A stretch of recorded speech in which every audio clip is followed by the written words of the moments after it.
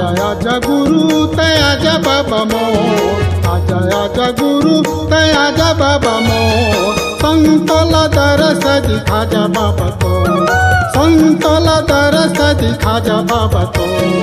आजा आजा आजा आजा आजा आजा आजा आजा गुरु तय आजा बाबा मोर, आजा गुरु तय आजा बाबा मोर, संतोला दरस दिखा जा बाबा तो, संतोला दरस दिखा जा बाबा तो।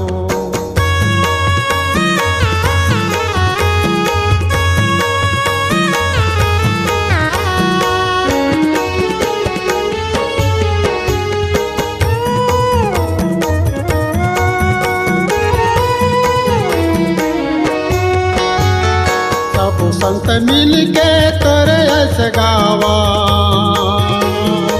चरण में बाबा तोरे माथ नवा।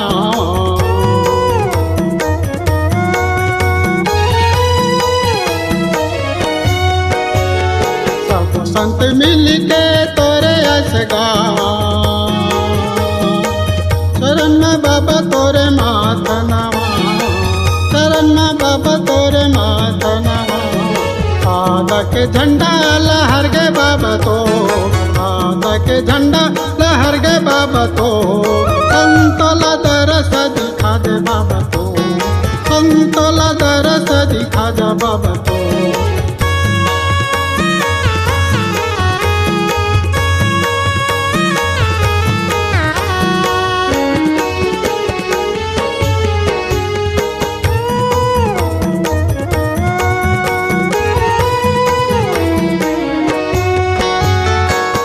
पाखंड जाति पाति माँ सनाए है,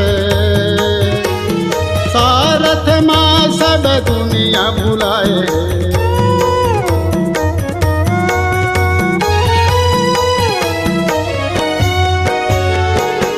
पाखंड जाति पाति माँ सनाए है,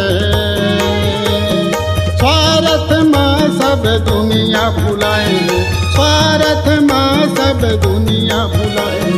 सत्य के संदेश भूला गे बाबा तो, सत्य के संदेश भूला गे बाबा तो, संतोला दरस दिखा जा बाबा तो, संतोला दरस दिखा जा बाबा तो।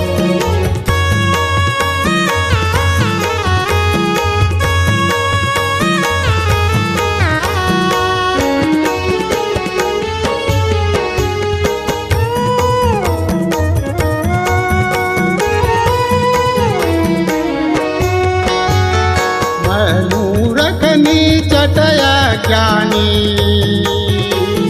मत अनुसार तोर गावत कहानी,